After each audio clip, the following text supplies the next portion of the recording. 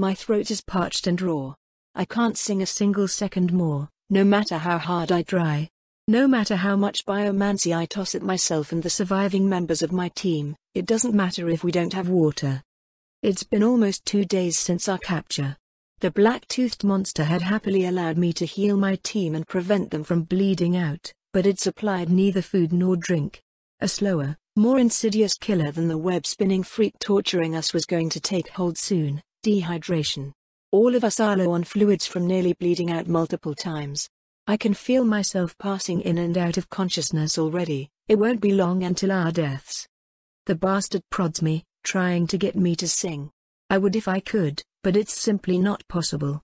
My throat no longer works. As if to provide extra incentive, the damned creature bites into Ivan again. He chokes down a scream, and I know he'll die this time. My voice doesn't work, and I've long since lost both my arms. Magic is beyond me, now. I have to try anyway, but the choking croaks that escape my throat are powerless. The creature looks at me as I try to save my teammate one more time, its expression shifting from gleeful expectation to irritation to finally something almost resembling fear. It doesn't want to lose its playthings, huh? At least Ivan gets to hurt it that way before he dies. A low, sad consolation that is. Fuck. Ivan, I'm so sorry. I wish I could tell him, but I can no more speak than I can sing. I'm so sorry. The monster hisses at me, leaping over to smack me with its forelimbs as I fail to save my friend and ally. It doesn't understand, does it? For all its cleverness, it really doesn't understand that we have to eat and drink? I barely even register the pain. It's not like the damn thing is eating me. As Ivan starts to die, Fulvia does her best to thrash around, to make one final last-ditch attempt to do something. How she still has the strength I don't know. I suppose she'll probably last longer than the rest of us now, with her stronger body. There's nothing the woman can do, though. Even if she could break the webs, she only has one arm. And no legs. We're doomed here. We'll both be joining Ivan soon. A particularly hard blow from the monster strikes me in the head, and I pass out. I wake up to the feeling of something wriggling over my face. The monster has, in a somewhat macabre display of poetic justice, found a small nest weaver and trapped it in threads. It shoves the still struggling creature at my face. I'd laugh if I could. So it figured things out after all, but wants me to eat that? I'm hungry enough to give it a shot, but I can hardly get my teeth around a giant bug and expect to bite through it. I try anyway, desperate for even the barest hope of life, but my teeth can't pierce the spider's flesh. The monster, growling, stabs the nest weaver to hold it still, but what I care about is that it makes the arachnid bleed. Disgusting, beautiful green fluid drips into my throat, and I greedily tried to catch every drop. As usual, my team's shared nightmare watches with 2 intelligent eyes. The moment I've gotten all I can from the spider, a thread shoots out of each of its front limbs, tethering to Fulvia and Ivan, now clearly dead, is left to rot as we're dragged across the ground to unknown parts of the forest. Unable to see where we're going, I only hear the occasional spat between our torturer and other monsters. I don't know if I want the little horror to win in order to buy us a little more life, or to lose so we can finally be killed by whatever bested it. We're dragged until suddenly my heart leaps up my throat, hope filling me. The back of my head touches something cool and wet, soaking my hair. The beast rolls me over, dunking my face in water. I panic for an instant, considering the irony of drowning while I die of dehydration. I lack the strength to lift my head, after all. Another shot of webbing, though, and my head is forcibly pulled out of the lake's edge, giving me some much-needed air. The small monster stands above and between Fulvia and I, looking almost like a carriage driver holding our reins. I choke a laugh at the comparison shortly before my head is dropped back in the water. I drink, fighting with my self-control to not swallow too much at once. A few more rounds of this and we're dragged back away from the water and rolled onto our backs once more. The monster leaves, returning with corpses. More nest weavers, their missing legs indicating they were once fellow victims. It tries to get us to eat those. I do. Who cares if I get an infection from the meat? What's a possible death in the face of a certain one? Besides, at least it's not Ivan's body. Days pass, the monster learning to feed and water us like the cattle we are. My voice recovers soon, but I do everything I can to not let the beast know. The phantom pains in my missing limbs will only get worse when the monster adds my last leg to their number. I sing when it's gone hunting, trying desperately to push our bodies back into a usable form before the monster catches on, but the damn thing is too clever by half. It finds the stubs of growth coming from our shoulders, greedily gnawing them off before going directly for our last remaining limbs. I sing as loud as I can, trying desperately to drown out the sound of Fulvia's bones being shattered between those horrible jaws. Claretta. Fulvia begs. Claretta, stop. Please. Stop? No. I can't do that. We have to keep hope. We have to try to escape, try to survive to be rescued. Claretta. Her words are cut off as the monster takes another bite. I'm looking up at the sky, unable to face my friend while it happens. I just sing. Sing, sing, sing. It's what I'm good at, what I love. Just let the watcher take me, Claretta. My last teammate screams. I'm figuring out a spell for the pain. I insist, halting my spell just long enough to say so. We won't feel it forever, and... Shut up. Shut up and let me die. Squeezing my eyes shut, tears wetting my face, I ignore her pleas, resuming my song and forcing her body to stay functional. She rages and curses at me, but I only have ears for the song. Many more days pass. I don't know how many. A dozen, at least. I'm now convinced the monster never sleeps. Not just as a paranoia-induced nightmare, although I certainly have no end of those, but it literally never sleeps. It rests, sometimes, sitting motionless and staring at something or another. Its pure black eyes never stay closed for long, though, always watching. When it's not busy engorging itself on our flesh, I often watch back. The dark creature is growing. Visibly so, even over the spattering of weeks I've known it. When standing on its hind limbs before, I doubt it could have made it to my waist when we first met. Now it would probably reach my belly button. Its spider-like limbs are thickening, changing slowly in length and shape. Most terrifying of all, however, is its head. The bug-like features are shifting, its large, widespread eyes focusing more forward and shrinking in size. Its mouth has lost the vestigial mandibles previously around its face, shifting to imitate the rounder form of the humanoid skull.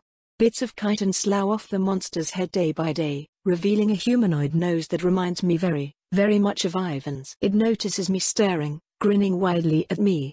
The teeth of a monster contrast the face of a child.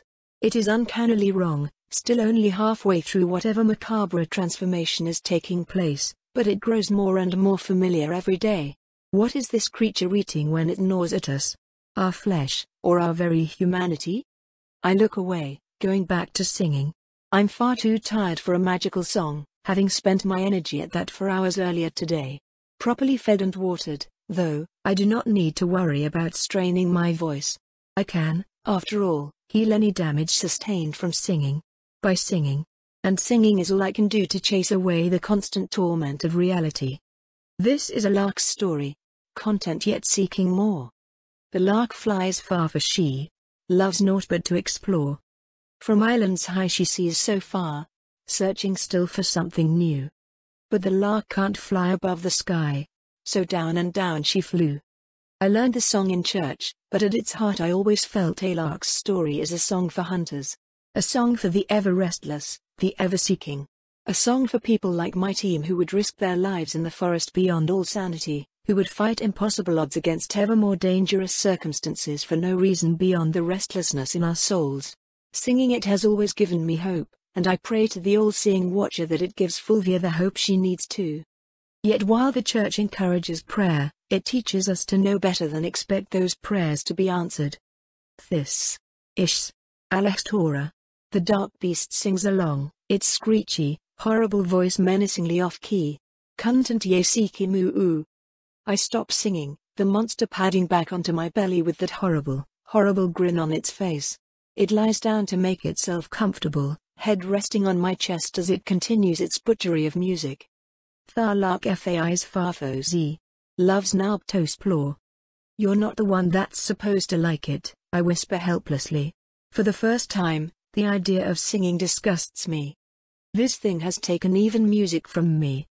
Spostliked? It copies, eyes sparkling with glee.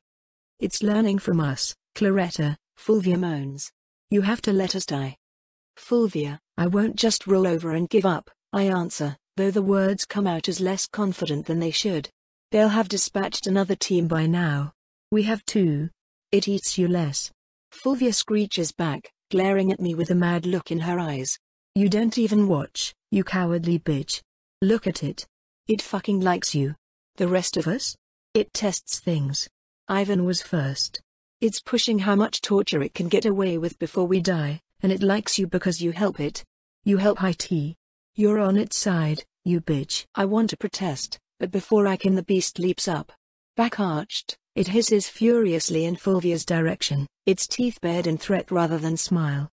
Don't like me yelling at your favorite pet? She taunts. Come bite my throat out already, you piece of shit. It leaps over to her, biting through her chitin armor and spitting it out before tearing into the side of her ribcage. I start singing as Fulvia screams, stopping the bleeding as quickly as I can while the monster savors and swallows its morsel. Thrashing and roaring at it, Fulvia continues to incite the monster through her pain until it gets fed up, pressing a thick forelimb down on her throat and cutting off her airway. Wait. Stop. I beg it, cutting off my song. You're choking her. I don't know if it's because I stopped singing, if it noticed the desperation in my tone, or if it somehow understood. But the monster turns to glare at me for a moment before obeying. Fulvia's body gasps for breath, her instinctive will to live overpowering whatever suicidal madness held her for now. I go back to singing while the monster bites into many of Fulvia's bindings, tearing through webbing and armor alike. It seems to have noticed that our clothes aren't part of our body. Chewing it off, the dark creature detaches and upends Fulvia's breastplate, filling the inside with webbing before curling up within to rest. Fulvia starts to sob, her occasional quiet hiccups contrasting the complex melodies of my healing music. I feel her trying to resist my spell, but she's so weak I push through it without any trouble. Fuck you, Claretta, she whispers hopelessly. So much for consenting to treatment. I just keep singing. The wound isn't terrible, and to a mix of pride and horror I am getting quite good at treating monster bites. Only when I'm done ensuring she'll live do I answer. I'm sorry, Fulvia. I don't think you're sound of mind when you say those things. I'm not. She cries. I'm not at all. Don't you feel something missing when it eats you, Claretta? I swear, it's biting more than flesh. Please, just let me keep my dignity before I die. You'll keep your dignity, I promise. You won't die either. Liar. You're worse than it. At least the monster doesn't pretend to be doing me a favor. I flinch, unable to respond. Leaning over from its new bed, the dark creature from Hiver Rock takes another bite out of Fulvia's body, swallowing it whole. Once again, I start singing. Conventionally attractive? What does that even mean? What are you doing to me? Penelope's revelation is not sitting well with me. A biomancer fucking with my body without permission? She can't do that. It's my body. Vita, this kind of thing is important. A lot of people pay incredible amounts of money for this kind of thing. It's nothing harmful to you. Then why the fuck wouldn't you just ask me about it first? I growl at her. What the hell are you not telling me? A lot. She snaps back. Vita, I don't tell people most of what I do. Some of it is for their own good, and some of it is just for mine, but no one can tell the damn difference. I'm just fucking tired of explaining myself to people when I can get better results from not bothering. You would have been perfectly happy never knowing, and I was never going to tell you. Yet here we are, here's your wish. Are you satisfied? No. Exactly. She snaps. Never mind that I am, for free, opening countless future doors to you that you'd otherwise be unable to choose. Never mind that the changes are entirely unobtrusive and unharmful. I'm clearing blemishes, smoothing skin, fixing teeth. I'm still hated for it. But you need this, Vita. This is the kind of thing that makes a difference on whether or not important people like you. We're women. People will look past a lot for a pretty face, nobles included. And I'm sure you rely on that, I jab, but of course I'm going to be pissed off when I find out you're messing with my stuff without permission. Well, they say it's better to seek forgiveness than ask for permission anyway, she responds scornfully. I glare at her, standing up in the bath as my tendrils curl dangerously around her body. There's a lot you haven't been forgiven for, yet. What, you mean your slime friend? She asks scornfully, matching my hateful gaze. Please. It was a biomancer too, and it knew how I think. There's no way it wasn't aware. It just chose not to tell you either, because it knew I'm right. That gives me pause. Penta knew, but didn't tell me? Penelope truly believes that. She's being honest. Why wouldn't Penta tell me, though? Penta is a she, not an it, I answer lamely. And that's not an argument, Penelope answers. Is there any particular reason you'd prefer to be ugly? I swallow. I guess not. Then is this matter settled? Penelope impatiently growls. I don't answer, and after a while she snorts. People are so often put out by the doings of those they didn't personally approve. But most people are stupid, Vita. The entire reason the government exists, nobles in particular, is that some of us know better. It is essential to put the right people in charge of the fools, as anarchy leads to nothing but chaos and rot. You know that better than anyone, living where you did. Survival of the fittest does not mean survival of the wisest or best, not by a long shot. Yet the hell I grew up in festers in your city, I counter. The nobles aren't helping. She nods, her eyes hard. When I'm a first lady, Penelope promises, I will. I swallow, sitting back down as my tentacles retract back into my body. She's serious about that, too.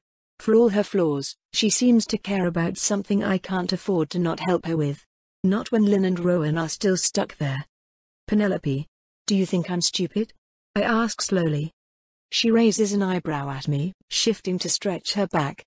I think you're completely uneducated, but no. If anything, you're remarkably intelligent for someone in your position. I've seen you look over my shoulder to read my work, you know. How did you become literate with your background? What? I dunno, I picked it up somewhere. Maybe someone taught me, I don't remember. But the important thing is that if you don't think I'm stupid, if you don't think I'm the kind of fool that shouldn't ever have power, why are you bothering to hide stuff from me? If you're right, you should be able to convince me of that. You don't need to go behind my back all the time. She snorts. So you agree with me, then? Is that your measure of whether or not I'm being dumb? It is for this, she answers flatly. Unless you have any sort of real objection. I pause, scratching my cheek as I think about it. Well, the only objection I have is not getting consulted about it, I guess. I don't mind looking nice, but I very much mind you messing with my body without telling me what you're doing. I want to know. Fine, Penelope relents. I'll do that. I nod, and that's all there is to it. Sinking deeper into the warm waters, I catch myself once again wondering if my family will ever be able to experience something as nice as this. Probably not, I suppose. I'm rich by my standards, but certainly not by the standards of the people that live in the inner city. Hey, Penelope? I ask after a while. She murmurs in response. The girl is clearly enjoying her soak in the bath as she lounges with her eyes closed. You said you've seen the Mistwatcher, right? I ask. When you went to those edge cities with your grandpa, what did you think of it? Penelope opens her eyes, shifting uncomfortably in her seat. Well, it is the single most terrifying and incredible demonstration of biological mastery I have ever witnessed, she responds eventually. It seems impossible, you know? Something that large. How can it even move? How does it not get crushed by its own weight? It looks alive. If it truly is, it is a creature of perfection beyond human understanding. Yeah, I breathe. It's beautiful, isn't it? Though if you could see its soul. Her eyebrows raise. It is beautiful. Impossibly so. I worry that may be a magical effect. Some kind of cognomancy, drawing people to adore it. The church would deny it, of course, but we both know how reliable that is. Besides, even if it is magical, I can't get the image out of my head. What's this about its soul? The Mistwatcher takes the souls of the dead, I confirm. Using tentacles like mine, but ones that reach all over the world. I think it just eats them. Like I do.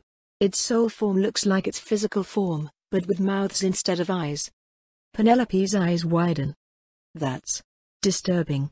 All the more reason to become immortal, I suppose. I chuckle at that. Well, our clothes are likely here by now, Penelope says suddenly, standing up and letting the water drip off her body. Holy shit, I'm just so much thinner than her. Not that she's rotund or anything, but none of her bones are showing. Her whole figure is just very soft. Like a series of expensive pillows shoved into a human shape. I follow her out, drying off and wrapping up in towels as we head to another room. Inside, sure enough, are a bunch of brand new outfits hung up beautifully. Or at least, I assume they're hung up beautifully. I have exactly zero knowledge or interest in fashion and clothing, being someone that goes everywhere in a scratchy cloak that's pretty much as big as I am. What the heck? I ask, holding up some underwear. Why is this bra so huge? Am I supposed to wear this? It's padded, Penelope answers. To make your chest look bigger. I scrunch my eyebrows together. Why the fuck? Just put it on, Penelope snaps. You should wear a bra anyway, it will help with the sensitivity. The padding on that one is for show, but every little bit is going to help here. Don't I look like a child?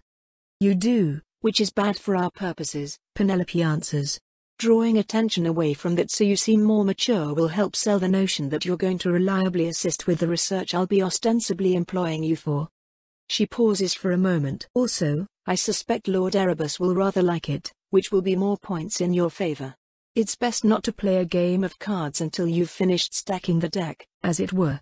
Getting used to the stairs while you still look too young for them to linger will be good practice. Later I'll teach you how to properly reject the advances of a noble, but that's a lesson for another day. For now, just do not separate from me. If someone tries anything with you, ignore them and let me handle it. I chew on those words for a while, my skin crawling at all the implications she just smoothly passed over. Penelope, this creeps me the fuck out, I tell her firmly. I am not at all comfortable being paraded around as eye candy. She gives me an honest, sympathetic look, a bit of genuine regret passing through her. Nor should you be, she answers. This isn't right, and it isn't fair. Frankly, it's outright disgusting. But it gets results, so I'm going to insist you do it anyway. I scowl, but nod and put it on. Shit, she really thought about all this. This social stuff goes so far over my head I don't have much choice but to take her word for it. I kinda get the logic though, as unhappy as I am with the implication that people will be more likely to save my life if it looks like I have bigger breasts. That sounds utterly crazy, but, well, very much the kind of crazy I'm pessimistic enough to believe. The rest of my outfit is equally confusing, though it's at least simple. A long-sleeved black dress that exposes way too much of my legs for comfort and some matching shoes are more or less all there is to put on, Penelope insisting that there's no better color for me than black. It's nice enough, although some dangly bits on the end of the sleeves that seem to have no purpose annoy me immediately. Penelope, meanwhile, wears a crazy, sleeveless thing that exposes most of her breasts and all of her back. The bottom half is even more egregious, though, being a massively puffy waste of fabric and dye that I can barely comprehend. The entire dress is such a beautiful dark blue that I suspect it costs more than all the money I've ever physically seen in my life. That thing looks like it's about to fall off, I comment. That's the idea, Penelope counters with a smile. But it won't. The tailor would be ruined for generations if a faux pas like that occurred. How does it stay up, though? I press. Is it like suction, or? Vita, you just worry about your own dress. Make sure to sit with your legs crossed, if you're invited to sit. The last thing you want to do is flash your underwear at Lord Erebus. If you're worried about that, then put me in pants next time. I snap, smoothing out the dress in an effort to try and make it cover lower. Oh, quit fiddling. It's a knee cut. You're fine. I'm sure you've worn something that showed more leg. Well yeah, but only 'cause it rotted and fell apart. It's different when it's on purpose. You are the whiniest abomination I have ever met, Penelope groans. I'm the only abomination you've ever met. Penelope snorts derisively, walking out of the changing room. Reluctantly, I follow, stopping only at the reflecting pool. Penelope says nothing, politely waiting in silence as I stare at myself for a long time. My face still looks foreign and wrong, something about it not sitting well with me. Yet, it's mine. It obviously is, since I'm the one controlling it. I start poking at it with my tentacles, watching the face squish and stretch to my will. It's just so strange. Eventually, we depart. Penelope pays the staff and I nervously follow alongside her as we descend deeper into the rich district, the houses evolving into ever more extravagant manners. Approaching one, the armed gate guards bow politely to Penelope, opening the way for her without a word. She struts in like she owns the place, flashing me a confident smile. I don't think I can match the mood. This place is already pissing me off. The fucking fountain here is so excessive that the money it cost could probably renovate half the slums. A servant greets us and we're brought inside, but I barely pay any attention. My anger only builds as I see the inside of the house, covered with dyed tapestries and all sorts of fancy shit left on display for no reason beyond the pride of being able to amass such useless things. Vita, Penelope hisses under her breath. Quit making that face. You look like you're going to kill somebody. Oh, fuck. I take a deep breath, schooling my expression. Think of it like Lytia, Penelope says softly. How you're perceived could be the difference between life and death. Right. Yeah, this is just another mission. It may be less immediately deadly, but it's no less important to my survival. Down the rich and expansive hallways we go, until we're eventually shown to a rich and expansive waiting room. At least the master of the house doesn't keep us waiting for long. Lord Erebus will see you now, the servant announces, bowing as she opens the door for us. The man himself is sitting behind a fancily carved wooden desk, his lean, hawkish face smiling pleasantly. Tall and thin, his brownish-red hair and blue eyes contrast pale and unblemished skin, leaving an oddly foreign impression I can't quite place. More interesting than all of that is his soul, however, a dark brown orb in which twists of purple roil like fire in slow motion. From the size of it he's clearly no powerful fighter, though considering the gleam of metal on his fingers I suspect there might be a few very nasty tricks he could pull if someone tried to attack him. Penelope, Lord Erebus greets warmly, welcome home. I must admit I was startled to hear that you joined the Hunters Guild. I'm overjoyed to see you back safely. His eyes travel up and down her dress, drinking in his supposed future wife's beauty. I get a similar treatment, though thankfully his gaze spends most of its time on Penelope. Maybe that's part of why she chose to put on such a saucy outfit. It would certainly have been nice of her if so. As you can see, I'm no worse for wear, she responds, smiling right back at him. Just a little annoyed that the Templars seem to have ruined my surprise for you. I didn't want to tell you until I got something to show for the risk, but alas, I was ever so slightly too late. The risk? My dear, over a third of hunters die in the first year of employment.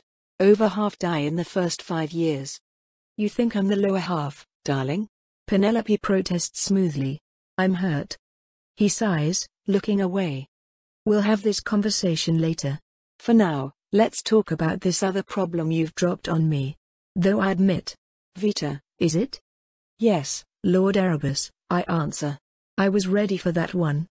I've read up on you, and heard quite a few things from quite a few people.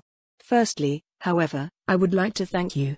I hear you are responsible for halting the first Norrell incursion in 50 years, and directly freeing my betrothed. That alone would normally be enough to want you working under me, but I have here some disturbing reports about the church charging you with multiple high crimes and 2 investigative demands. You understand, I'm sure, that this puts me in a difficult position. I nod, not quite sure what to say.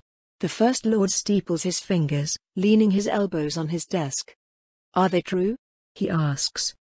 I didn't cause the perception event, I lie firmly. I don't even know how I could have possibly done that. I don't know what the other thing I'm apparently being accused of is, though. He nods slowly, piercing blue eyes locked on mine. I see. Does the name Ars mean anything to you? I blink. Ars? Had I heard that name before? No, I'm sure I haven't. I shake my head. No, Lord Erebus. He nods again. That's all I need from you, then. My fiancé and I will speak on this alone. You may go. I shrug. That works for me. Turning around, I walk out without another word. I can feel Penelope wince at the action without even looking at her, the sound of her soul screeching briefly off-key. What, was I supposed to say something? She never taught me that. He told me to do something, so I'm doing it. Letting myself out, I sit down in the waiting room, making sure to keep my legs crossed like Penelope told me to, and, well, wait.